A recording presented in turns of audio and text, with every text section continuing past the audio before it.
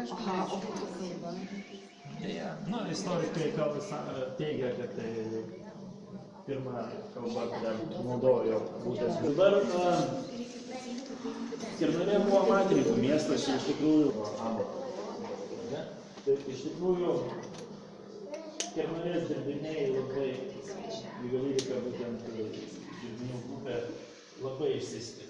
Tai buvo ypatingi dirbiniai, apmatymus įrišo moteris Apgalvė, tai yra karūną primantis papuošimai.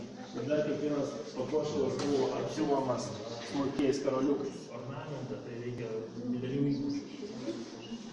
Ir būtent tas žmogus, kuris tai sugalvojo, tai jis ne tik sugebėjo išraižyti, bet ir pritaikyti tą ornamentą dažo tošės dirbiniams.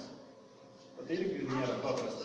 Dabar Mažeikių muziejuje yra žmonės, kurie atkūrė šitą meną, gamina dažo tošės dirbinius, bet galai kelią nuėjo, kol sugalvojo, kaip padaryti būtent tą ornamentą. Nes tiesiog paėmus ir spausti nėra, neišeina padaryti.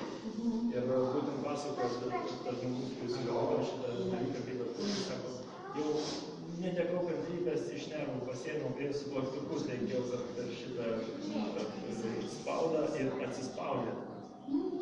Per šlapę beržo tošį reikia uždėti spaudą ir su plaktuku įmušti ornamentą. Kitaip neišeis, nes jeigu paimsit sausą ir bandysit, kaip ne.